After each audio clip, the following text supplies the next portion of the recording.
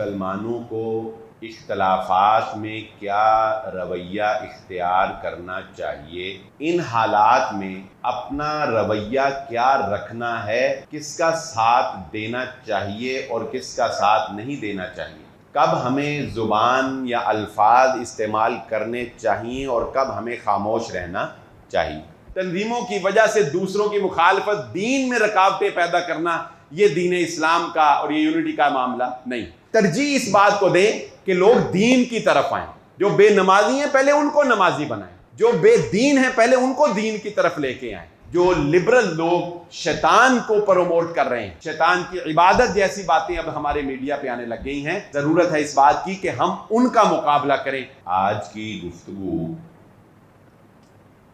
اس بات کو سمجھنے میں ہوگی کہ مسلمانوں کو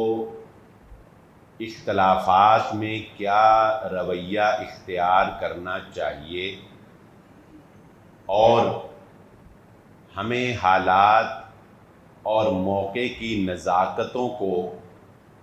سمجھتے ہوئے کوئی بھی بات یا کوئی بھی بیان جاری کرنا چاہیے۔ یہ اس تناظر میں ہے کہ ڈاکٹر صاحب نے پاکستان میں تقریباً 1 مہینہ گزارا اور مجھے ان کو قریب سے دیکھنے کا موقع بھی ملا، اور اس کے بعد ہم یہ دیکھ رہے ہیں کہ ان کی مخالفت میں مسلمانوں کی جانب سے اور ان جن کو وہ اپنا کہتے ہیں ان کی جانب سے کچھ سخت ترین بیانات جاری کیے گئے، قطع نظر اس کے کہ ہم ان کو تنقید کا نشانہ بنائیں یا ہم ان کا جواب دیں، نہ ہمارا ایسا مزاج ہے، نہ ہم اس کو درست سمجھتے ہیں۔ لیکن اس موضوع کے انتخاب کا مقصد یہ ہے کہ ہم اس بات کو سمجھ سکیں کہ ہم نے ان حالات میں اپنا رویہ کیا رکھنا ہے، کس کا ساتھ دینا چاہیے اور کس کا ساتھ نہیں دینا چاہیے، کب ہمیں زبان یا الفاظ استعمال کرنے چاہیے اور کب ہمیں خاموش رہنا چاہیے۔ ایک بات ذہن نشین رکھیں، آپ کو بھی اور مجھے بھی زندگی کا یہ تجربہ ہوا ہوگا کہ جب انسان چیزوں کو نچلی سطح پر بیٹھ کر دیکھتا ہے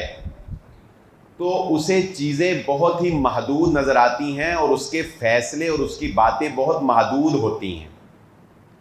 جب وہ بڑے لوگوں کو دیکھتا ہے اور بڑے پیمانے پر اوپر سے چیزوں کو دیکھتا ہے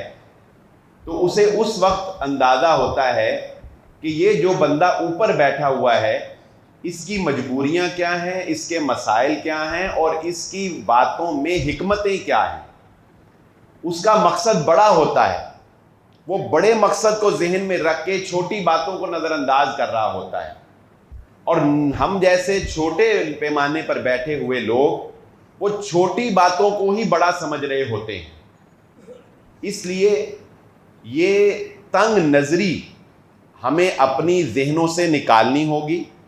اور الحمدللہ اس مسجد دارالسلام سے کبھی بھی آپ کو تنگ نظری کا درس نہیں دیا گیا۔ اس مسجد میں ایسے لوگ بھی میرے دوست جمعہ پڑھتے ہیں، میں نام نہیں لیتا، وہ یہ کہنے لگے کہ ہمیں دارالسلام میں آ کے جمعہ پڑھ کے پتہ لگا کہ دنیا کچھ اور بھی ہے۔ میں نے کہا کہ اس کا مطلب کیا ہے؟ وہ کہنے لگے کہ اس سے پہلے ہم جس مسجد میں جمعہ پڑھتے تھے وہاں کے خطیب صاحب نے ہمیں شیمپو کے نہانے سے بھی منع کیا کہ تم نے شیمپو استعمال نہیں کرنا، یہ بھی فضول خرچی میں آتا ہے، یہ بھی لگژریز میں آتا ہے، یہ بھی استعمال نہیں کرنا، یہ بھی گناہ ہے۔ وہ کہتے ہیں کہ ہم شیمپو بھی استعمال نہیں کرتے، اور یہ کوئی زیادہ دور کی بات نہیں ہے، آپ میں نام لیے بغیر بتا دیتا ہوں کہ آپ کے دارالسلام مسجد کے 2 کلومیٹر کے احاطے کے اندر وہ مسجد پائی جاتی ہے، یعنی وہ کوئی گاؤں سے اٹھ کے نہیں آیا ہے۔ مطلب کہ اس تنگ نظری کا خاتمہ ہمیں کرنا ہوگا۔ یہ تنگ نظری جو ہے، یہ محدود سوچ جو ہے، یہ آپ کو بڑے کام کرنے سے روکتی ہے اور بڑے پیمانے پہ بات کرنے سے روکتی ہے۔ تو وہ لوگ جو دنیا کو دیکھ رہے ہیں، جو دنیا کے ساتھ مقابلہ کر رہے ہیں،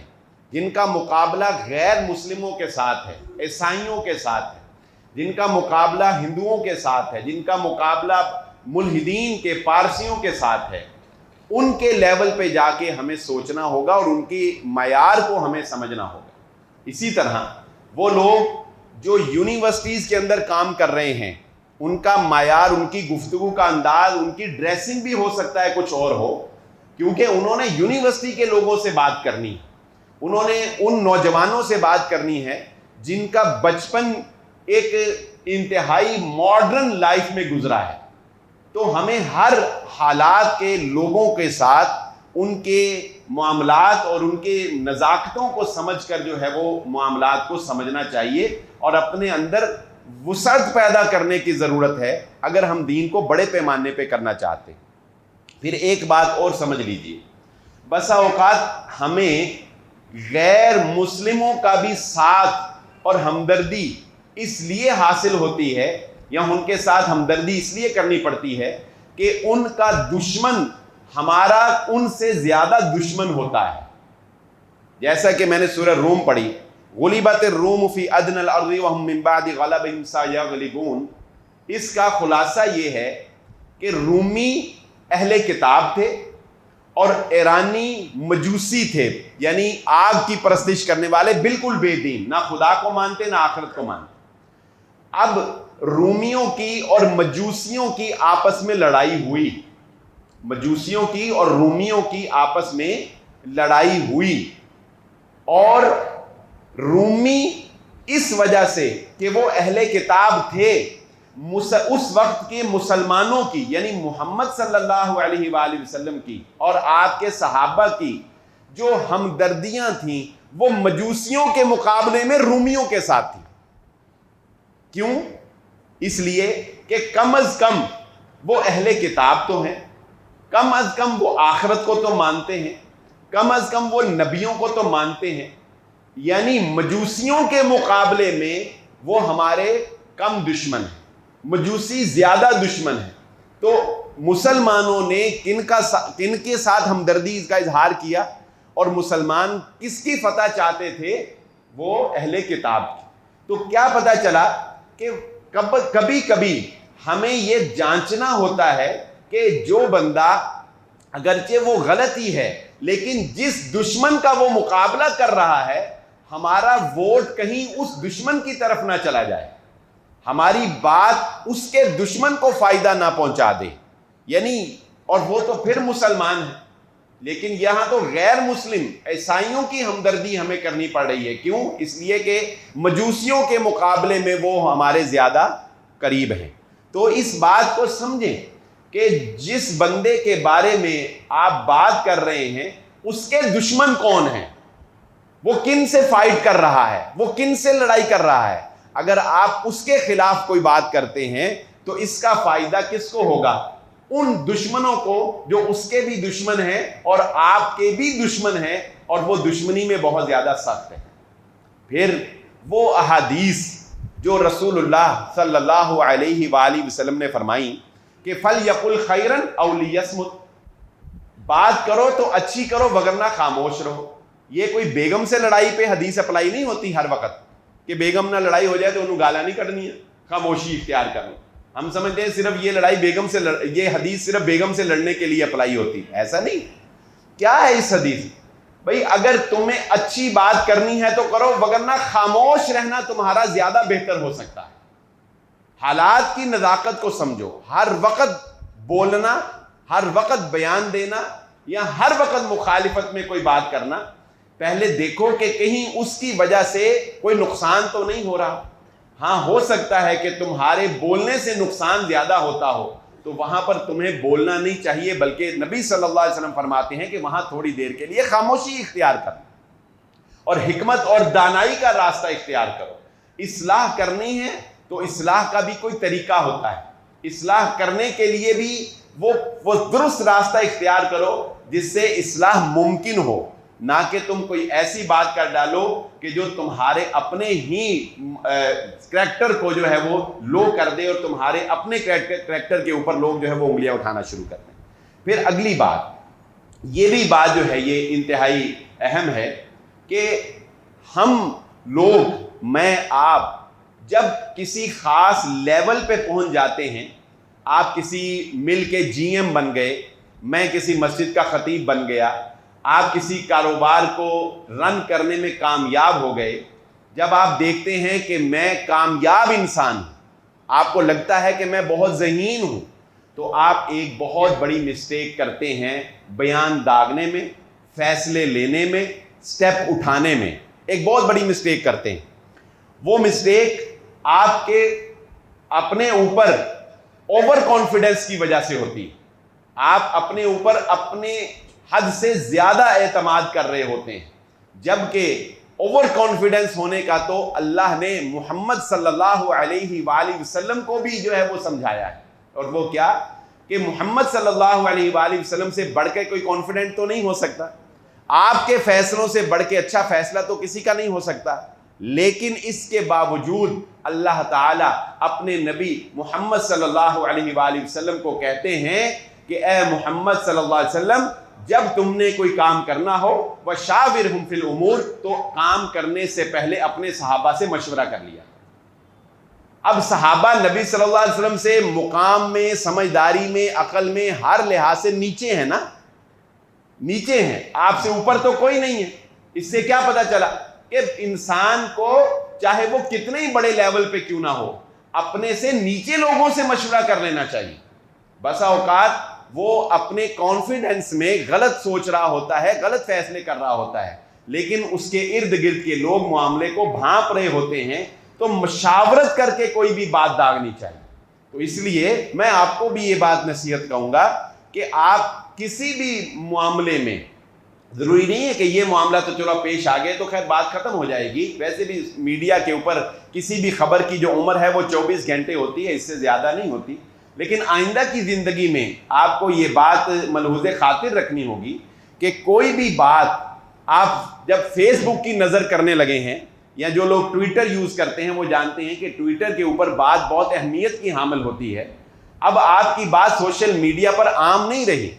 آپ کی ایک فالوئنگ ہے، 5000 بندہ تو بیک وقت آپ کی فرینڈ لسٹ میں ہے، وہ 5000 میں سے اگر 10 بندے بھی آپ کی بات کو شیئر کرتے ہیں تو 50,000 بندے جو ہیں وہ آپ کی بات کی ریچ پہنچ جائے گی۔ یعنی آپ ایک چھوٹی سی پوسٹ لگاتے ہیں تو وہ بات کہاں سے کہاں جا سکتی ہے، وہ بیانیہ اگر کوئی خاص جماعت اٹھا لیتی ہے تو بات اور بھی بڑھ سکتی ہے۔ اس لیے یہ اصول بھی زندگی میں اپنا لیجئے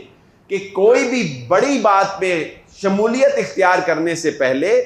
اپنے اکابرین سے، سمجھدار لوگوں سے، ارد گرد کے لوگوں سے مشورہ کر لیں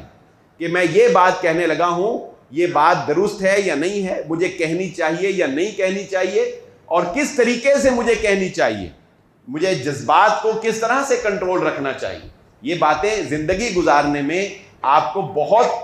کام آنے والی ہیں، اس لیے کہ اب میں اور آپ ہم سوشل میڈیا کو نظر انداز نہیں کر سکتے، ہم اس سے لنکڈ ہیں، ہم اس سے وابستہ ہیں۔ پھر آگے چلیے، جیسا کہ ہم اس بات کو جانتے ہیں کہ کچھ چیزیں خدا داد ہوتی ہیں، آپ کوشش سے، محنت سے وہ چیزیں حاصل نہیں کر سکتے۔ جب کسی کو کوئی خدا داد صلاحیت ملتی ہے تو ذالک فضل اللہ یؤتیہ من یشاء، یہ اللہ کا فضل ہوتا ہے، یہ اللہ کا کرم ہوتا ہے۔ آپ اس سے قطعاً بھی کسی قسم کا حسد اپنے دل میں پیدا نہ ہونے دیں۔ اگر آپ اس کی سپورٹ کر سکتے ہیں تو اس کو سپورٹ کریں، اس کا ساتھ دیں، اس کے لیے ہوا کو سازگار بنائیں، ماحول کو سازگار بنائیں، جس طرح بھی سپورٹ کر سکتے ہیں اللہ کی رضا کے لیے کریں۔ اگر سپورٹ نہیں کر سکتے تو آپ کو مخالفت نہیں کرنی چاہیے، آپ کو خاموشی اختیار کر لینی چاہیے، کیونکہ یہ اللہ کی تقسیم ہے، اور اللہ کی تقسیم جو ہے وہ کبھی غلط نہیں ہوا کرتی۔ صحابہ اکرام میں بھی یہ تقسیم تھی نا، لیکن صحابہ نے کبھی دوسرے صحابہ پر تنقید نہیں کی۔ مثال کے طور پہ حضرت ابو ہریرہ رضی اللہ تعالیٰ عنہ کو احادیث میں جو مہارت حاصل تھی وہ دوسروں کو نہیں تھی، لیکن کبھی کسی صحابی نے آپ کو یہ بیان نہیں سنیں گے کہ وہ انہوں نے حضرت ابو ہریرہ رضی اللہ تعالیٰ عنہ کو یہ کہا کہ انہوں تے لڑنا ہی نہیں آندا، حدیثاں دیاں نے تے پھر کی ہویا؟ کبھی کہا کسی نے؟ نہیں کہا نا۔ کیوں؟ اللہ کی تقسیم ہے۔ جو لڑنا حضرت خالد بن ولید رضی اللہ تعالیٰ عنہ کو آتا تھا وہ کسی دوسرے کو نہیں آتا تھا۔ جو جنگی اسٹریٹجی حضرت خالد کے پاس تھی وہ کسی اور کے پاس نہیں تھی۔ جو حکمت اور دانائی اور علم الانصاب حضرت ابو بکر صدیق رضی اللہ تعالیٰ عنہ کے پاس تھا وہ کسی اور کے پاس نہیں تھا۔ جو رعب و دبدبہ حضرت عمر ابن خطاب رضی اللہ تعالیٰ عنہ کے پاس تھا وہ کسی اور کے پاس نہیں تھا۔ قرآن کا علم جو حضرت عبداللہ بن مسعود رضی اللہ تعالیٰ عنہ اور حضرت عبداللہ بن عباس رضی اللہ تعالیٰ عنہ کے پاس تھا وہ کسی اور کے پاس نہیں تھا۔ جو مسائل کا علم حضرت عبداللہ بن عمر رضی اللہ تعالیٰ عنہ کے پاس تھا وہ کسی اور کے پاس نہیں تھا۔ جو عورتوں کے مسائل میں فقاہت حضرت عائشہ صدیقہ رضی اللہ تعالیٰ عنہ کے پاس تھی وہ دیگر ازواج مطہرات کے پاس نہیں تھی۔ یہ اللہ کی تقسیم تھی۔ اللہ نے کام لینا ہے، اپنے دین کا کام لینا ہے، تو اللہ نے آپ کو بھی اپنی اس تقسیم میں کہیں نہ کہیں رکھا ہوا ہے۔ آپ عبث نہیں ہیں، آپ فضول نہیں ہیں، اللہ نے آپ کو بھی تقسیم کیا ہوا ہے۔ اور ہم سب کا مقصد جو ہے وہ جنت میں جانا ہے۔ ہم سب کا مقصد جو ہے وہ اللہ کی رضا حاصل کرنا ہے۔ اللہ کی رضا ایک جھونپڑی میں بیٹھ کے بھی حاصل کی جا سکتی، اللہ کی رضا ایک دکان چلا کے بھی حاصل کی جا سکتی۔ اللہ اس سے بھی راضی ہے جو اپنے ہاتھ سے اپنے بیوی بچوں کے لیے رزق حلال کماتا ہے، اللہ اس سے بھی راضی۔ یہ اللہ کی تقسیم ہے، تو جو اللہ کی تقسیم ہے ہمیں اس پہ راضی رہنا ہے، اور ہمیں اپنے آپ کو حسد سے، ہمیں اپنے بھائیوں کے لیے اپنے آپ کو بغض سے جو ہے وہ بچانا ہے۔ اور ایک اہم پیغام جو اس ایک ماہ کے دورانیے میں ہمیں ڈاکٹر صاحب کی زبان سے بار بار سننے کو ملا، یقیناً اس پیغام کو عام کرنے کی ضرورت ہے۔ وہ جس مجلس میں بھی گئے، میں نے جو ان کا انٹرویو کیا اس میں بھی انہوں نے مجھے یہی نصیحت کی۔ اس کے علاوہ راہ چلتے بھی اگر ان سے میری 2-4 دفعہ بات ہوئی تو ان کے بنیادی پیغام جو میں نے ان سے سمجھے وہ 2 ہی تھے۔ یہ 2 پیغام ان کے ایسے تھے کہ آپ ان 2 پیغامات پر اگر عمل کر لیتے ہیں تو حقیقت ہے کہ پاکستانی قوم کا مسئلہ جو ہے وہ حل ہو جاتا ہے۔ اور یہ دونوں پیغام وہ ہیں جو محمد الرسول اللہ صلی اللہ علیہ وآلہ وسلم نے اپنی زندگی میں لمحہ بلمحہ اپنی امت کے لیے چھوڑے۔ آپ نے حجۃ الوداع کے موقع پر بھی یہی پیغام دیا، آپ نے اپنے مرض الموت میں بھی امت کو یہی پیغام دیا۔ آپ کی ابتدائی تعلیمات بھی یہی تھی اور آپ کی آخری تعلیمات بھی یہی تھی۔ اور ان میں سے پہلا پیغام یہ ہے کہ لوگوں، اگر تم پاکستان کے مسلمانوں کے حالات بدلنا چاہتے ہو تو تمہیں فالو کرنا پڑے گا صرف اللہ کے قرآن کو اور محمد الرسول اللہ صلی اللہ علیہ وسلم کے فرمان کو۔ اگر آپ اس بات کو پاکستان میں عام کر دیں، اگر پاکستان کا ہر فرد قرآن مجید کا ترجمہ پڑھنے کے قابل ہو جائے، وہ کسی تشریح کو نہ پڑھے، وہ کسی تفسیر کو نہ پڑھے، وہ صرف قرآن کا بنیادی ترجمہ پڑھ لے، تو یہ بات ہم یقین سے کہہ سکتے ہیں کہ وطن عزیز پاکستان سے شرک کا خاتمہ ہو جائے گا، وطن عزیز پاکستان سے بدعات کا خاتمہ ہو جائے گا اگر ہم صرف قرآن و سنت کو فالو کرنے والے بن جائیں۔ پہلی بات ان کا نظریہ یہ تھا، ہر جگہ پہ اس پیغام کو عام کیا جائے کہ قرآن اور محمد الرسول اللہ صلی اللہ علیہ وسلم کا فرمان۔ اور الحمدللہ اس منبر و محراب سے، اس دارالسلام سے بھی، اگر اس خاکسار کی زبان سے بھی آپ کو کبھی کوئی پیغام ملا تو وہ یہی ملا ہوگا کہ ہم نے اللہ کے قرآن کو فالو کرنا ہے یا محمد الرسول اللہ صلی اللہ علیہ وسلم کے فرمان کو فالو کرنا۔ اس کے علاوہ کسی کی بات وہ دین نہیں بن سکتی۔ ہاں البتہ فروعی مسائل کے اندر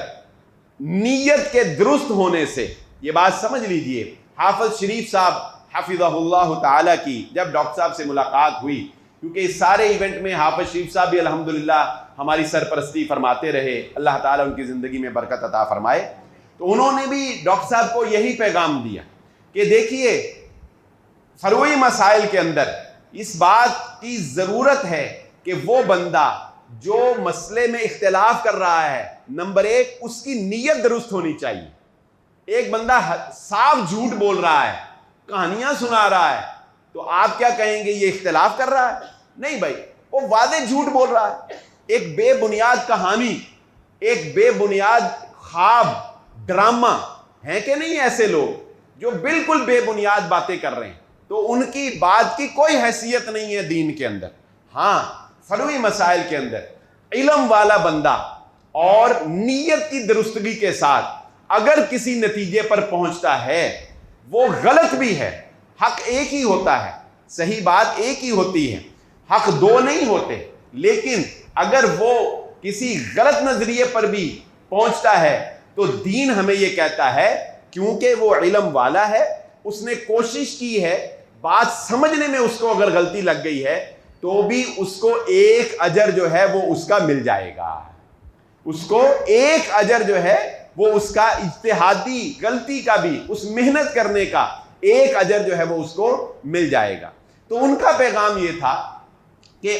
وہ تعالوا الی کلمۃ سواء بیننا و بینکم، کہ وہ باتیں جو توحید اور سنت کی ہمارے درمیان مشترک ہیں نا، ان میں اپنے آپ کو اکٹھا کرو،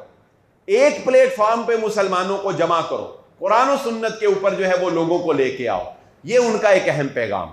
اور یقیناً اس سے کوئی بھی مسلمان اختلاف نہیں کر سکتا۔ کوئی مسلمان ایسا نہیں ہے جو یہ کہے کہ ہم نے قرآن و سنت پہ جمع نہیں ہونا، کوئی مسلمان ایسا نہیں ہے جو یہ کہے کہ ہم نے سنت پہ جمع نہیں ہونا، ہم نے توحید پہ جمع نہیں ہونا۔ توحید پہ اکٹھا ہونے کے لیے، سنت پہ اکٹھا ہونے کے لیے ہم سب مسلمان جو ہے وہ تیار ہیں۔ اور دوسری بات جو اور زیادہ اہمیت کی حامل ہے، جس پہ بہت زیادہ زور دینے کی ضرورت ہے، کہ دین کا کام کرو، کوئی بھی کام جو تم دین سے وابستہ ہو کے کرتے ہو وہ صرف اور صرف اللہ کی رضا کے لیے کرو، اللہ کے لیے کرو، تنظیموں کے لیے، اپنے لیڈروں کو خوش کرنے کے لیے، اپنے امیر کو خوش کرنے کے لیے، اپنی واہ واہ کروانے کے لیے، اپنی شہرت کے لیے نہیں۔ اگر تمہاری ذہن میں، نیت میں یہ بات ہے تو تمہارا وہ عمل پروان بھی نہیں چڑھ سکے گا اور تمہیں اس عمل کا اجر بھی نہیں ملے گا۔ ہاں یہ ساری چیزیں اللہ دیتا ہے، تمہاری نیت درست ہونی چاہیے، تمہیں عزت، مقام، مرتبہ، لوگوں کے دلوں میں تمہاری محبت، یہ اللہ کا کام ہے، اللہ ڈالے گا۔ یہ اللہ کو پتا ہے میں نے کس کو کہاں پہ رکھنا ہے، کس کو گمنام رکھنا ہے، کس کو کس پیمانے تک رکھنا ہے، کس کو کہاں پر لے کے جانا ہے، یہ اللہ پہ چھوڑ دو۔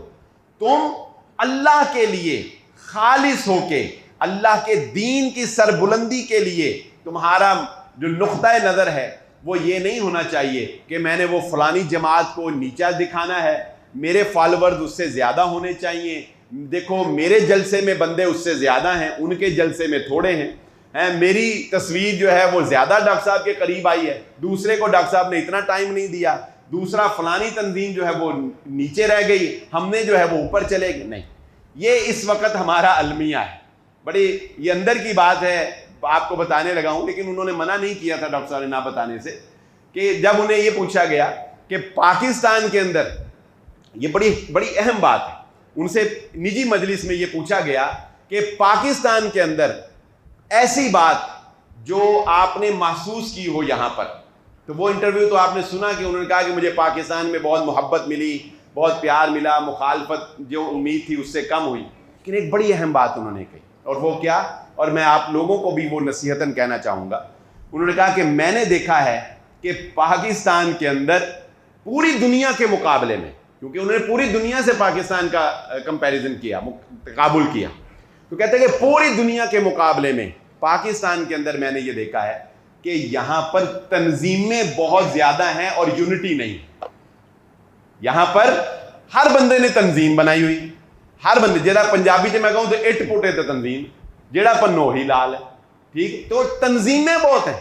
جو اختلاف کرتا ہے وہ تنظیم بنا لیتا ہے، جو اختلاف کرتا ہے وہ جماعت بنا لیتا ہے، اور ٹھیک ہے، کہتے ہیں کہ ٹھیک ہے تنظیم بنی، جماعت بنی، لیکن آپس میں اتحاد نہیں ہے۔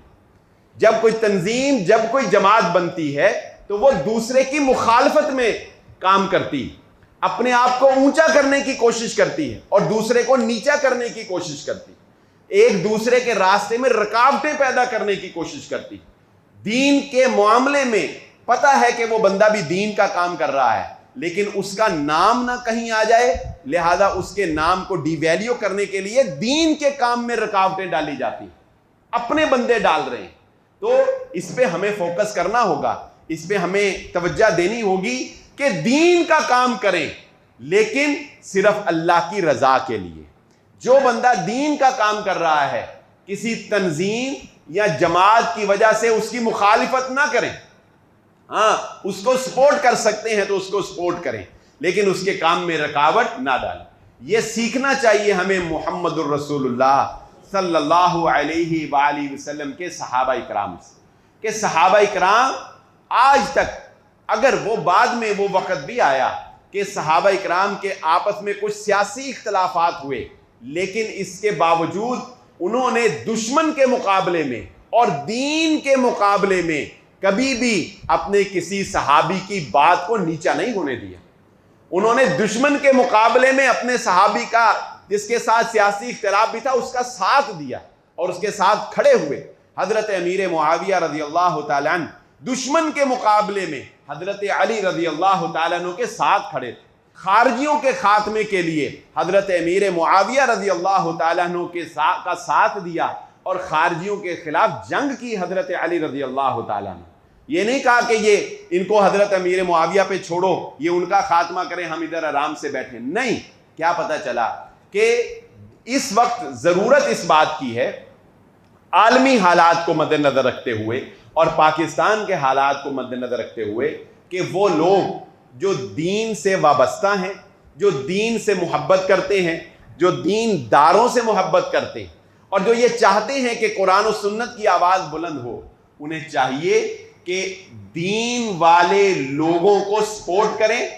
اور وہ لوگ جو پاکستان میں ملحد ہیں، آپ نے دیکھا ہوگا بہت سے لوگوں نے سوالات کے ذریعے سے کوشش کی ہے کہ وہ اس بات کو پروموٹ کریں کہ پاکستان میں الحاد، پاکستان میں سیکولرزم، پاکستان میں بے دینیت جو ہے، اس کو کسی طرح سے سپورٹ مل جائے،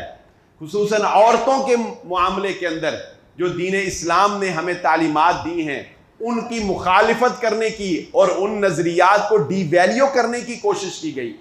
تو میرا آپ کا کرنے کا کام کیا ہے کہ ہم مسلمان کا گریبان نہ پکڑیں،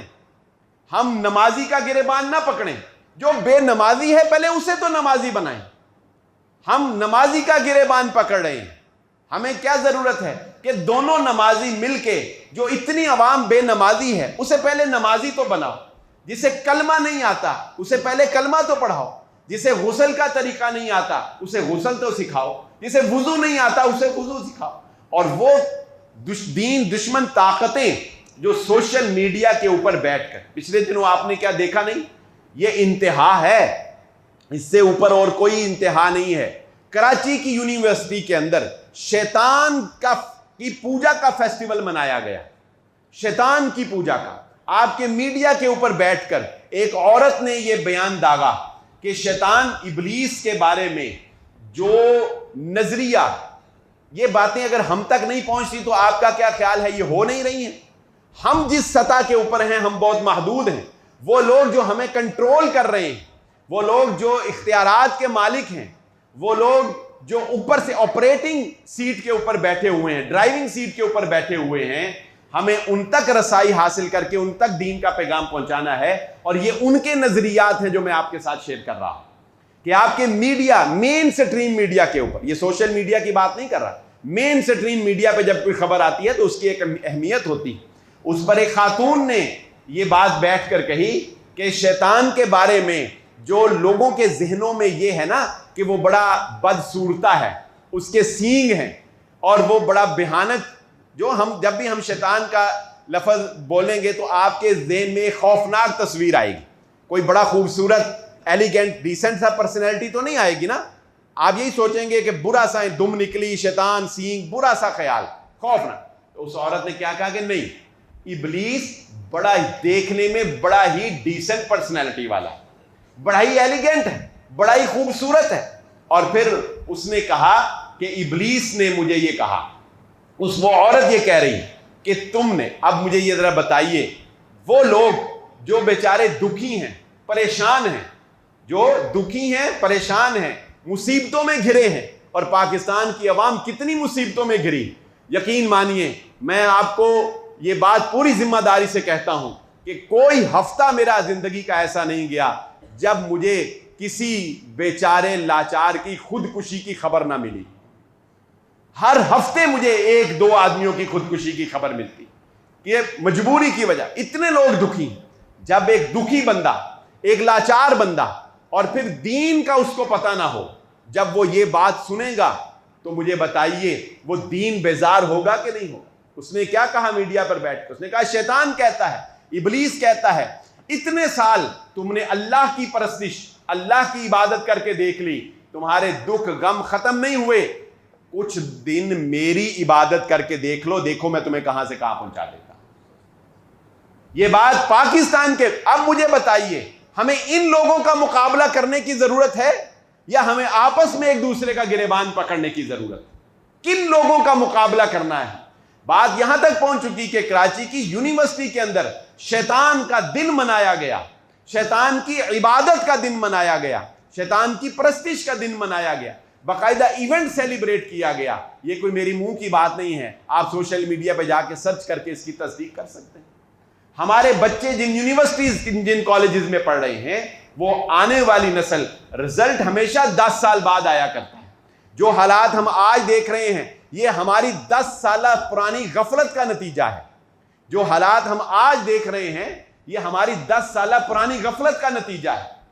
ہمیں بر وقت جو ہے وہ میڈیا کا استعمال نہیں کیا, ہم تصویر کو حرام کہتے رہے, حتیٰ کہ شیطان سرایت کر گیا اور پھر بہت دیر سے ہمیں خیال آیا. میں آج بھی یہ کہتا ہوں کہ اب اگلا دور AI کا دور ہے, آرٹیفیشل انٹیلیجنس کا دور ہے. اب ایسی گیمز بن رہی ہیں, یہ کرنے کا کام ہے. یہاں مجھے پتا ہے الحمدللہ دارالسلام میں کئی نوجوان جو سافٹ ویئر انجینئر ہیں اور اس فیلڈ سے تعلق رکھتے ہیں, وہ جمعہ پڑھتے ہیں, ان کو میرا یہ پیغام ہے, یا آپ اگر کسی کو یہ پیغام پہنچا سکیں تو یہ میرا پیغام ان تک پہنچائیں. میں ایک مشن دینے لگا ہوں. ایک کرنے کا کام کیا ہے؟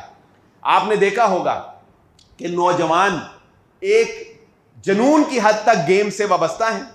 گیمز کے اندر انہیں شرک و بدعات سکھائی جا رہی ہیں,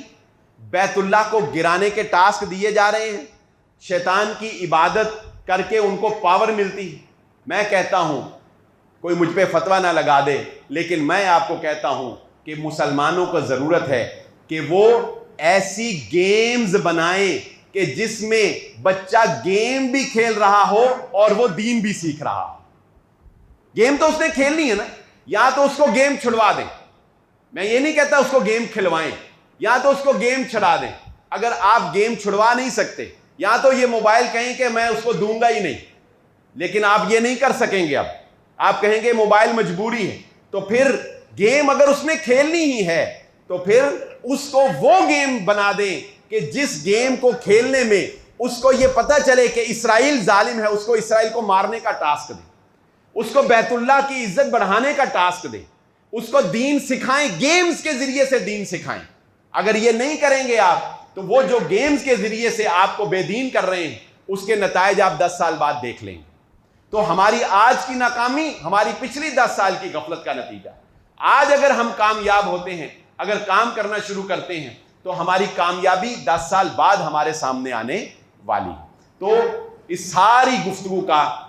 لب لباب اور خلاصہ کلام جو میں آپ کے گوش گزار کر دوں وہ یہ ہے کہ سب سے پہلے اپنے اندر سے تنگ نظری کا خاتمہ کریں, اپنے ویژن کو وسیع کریں. میں نام لیے بغیر بتاتا ہوں کہ دیکھیں ہمارے پاکستان میں ایسے بھی لوگ تھے جو ایک وقت تھا کہ وہ جمہوریت کو کفر کہتے تھے. کیوں؟ اس وقت حالات اتنی وسعت نہیں تھی, لیکن جب انہیں سمجھ آئی کہ نہیں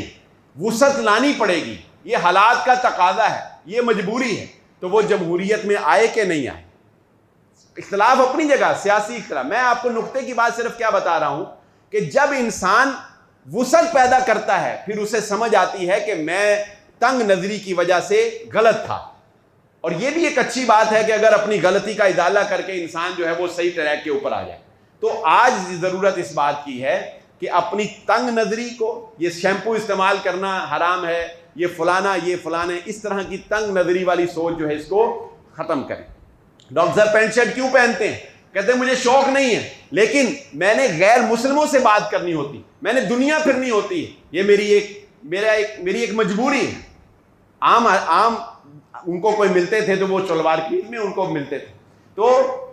اپنے اندر تھوڑی سی وسعت پیدا کریں، نمبر 1 پیغام۔ نمبر 2 پیغام یہ ہے کہ بلا وجہ کی مخالفت نہ کیا کریں۔ فیس بک کے اوپر لکھنے سے پہلے کسی سے مشورہ کر لیا کریں،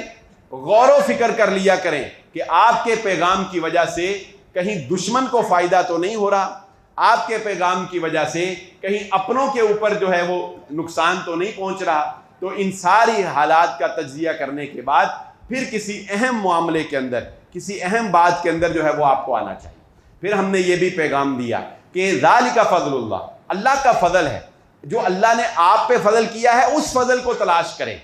جو اللہ نے آپ میں کوالٹی رکھی ہے اس کو تلاش کریں، اور اس میں اپنی جنت تلاش کریں۔ اس میں اپنی، اللہ نے آپ کو جہاں رکھا ہے اس میں آپ کی جنت ہے، وہاں سے آپ اپنی جنت تلاش کریں اور جنت تک پہنچیں۔ ہماری سب کی آخری منزل جنت ہے انشاءاللہ، اللہ ہم سب کو جنت میں اکٹھا فرما دے۔ پھر آپ کے سامنے صحابہ سے مثال رکھی کہ صحابہ میں مختلف کوالٹیز تھی، جس میں جو کوالٹی رکھی ہے اس کو اڈاپٹ کرے، دوسرے کی مخالفت وہ ہرگز نہ کرے۔ پھر اہم پیغام یہ ہے کہ قرآن و سنت کی بات کو عام کیا جائے،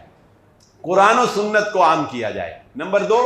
کام کیا جائے اللہ کی رضا کے لیے کیا جائے، تنظیموں کے لیے نہیں، لیڈروں کو خوش کرنے کے لیے نہیں، اپنے بڑوں کو خوش کرنے کے لیے نہیں، بلکہ میرا اللہ مجھ سے راضی ہو جائے۔ تنظیموں میں مخالفت، تنظیموں کی وجہ سے دوسروں کی مخالفت، دین میں رکاوٹیں پیدا کرنا، یہ دین اسلام کا اور یہ یونٹی کا معاملہ نہیں۔ پھر یہ بات بھی آپ کے گوش گزار کی کہ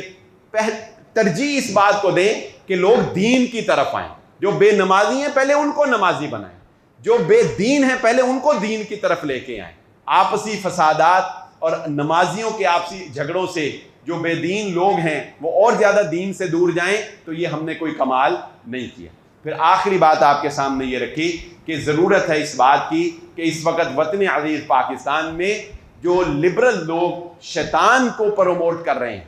شیطان کی عبادت جیسی باتیں اب ہمارے میڈیا پہ آنے لگ گئی ہیں، ضرورت ہے اس بات کی کہ ہم ان کا مقابلہ کریں اور اپنی نوجوان نسل کو جو ہے وہ بچائیں۔ اور آخری بات آپ کے سامنے یہ رکھی کہ جدید ٹیکنالوجی کا استعمال بر وقت کرنا اور صحیح کرنا یہ بہت ضروری ہے، جس میں نے ایک چھوٹی سی تجویز آپ کو رکھی کہ یہ آج کل ہر بچہ گیم کھیل رہا ہے، ضرورت ہے اس بات کی کہ ایسی گیمز بنائی جائیں جو ذہانت کو بھی پروان چڑھائیں۔ ہر وہ گیم، میں اس پہ پورا جمعہ پڑھا چکا ہوں، ہر وہ گیم جس کا دنیاوی کوئی نہ کوئی فائدہ ہے وہ اسلام میں جائز ہے۔ ایسی گیم بنائیں جس کا کوئی نہ کوئی فائدہ ہو، اور یہ اس سے بڑا فائدہ کیا ہوگا کہ گیم کھیلتا ہوا بچہ دین سیکھ جائے۔ اس کو کہیں کہ یہ دعا تم نے ٹائپ کرنی ہے، اگر تم یہ دعا ٹائپ کرو گے تم فلانی سٹیج پہ چلے جاؤ گے، تم اگلے سٹیپ پہ چلے جاؤ گے، دعائیں یاد ہوں گی کہ نہیں ہوں گی؟ تو اس پہ سرچ کریں، جو لوگ اس فیلڈ کے ماہر ہیں، اس پہ بہت کام ہو سکتا ہے۔ تو یہ ایک تجویز میں نے آپ کے سامنے اس لیے دی کہ جدید تقاضوں کو ملحوظ خاطر رکھتے ہوئے کام کرنے کی ضرورت ہے۔ اللہ رب العزت سے دعا ہے اللہ تعالیٰ مجھے اور آپ کو جو کہا اور جو سنا سمجھنے کی اور عمل کرنے کی توفیق عطا فرمائے۔ وآخر الدعوانا الحمدللہ رب العالمین۔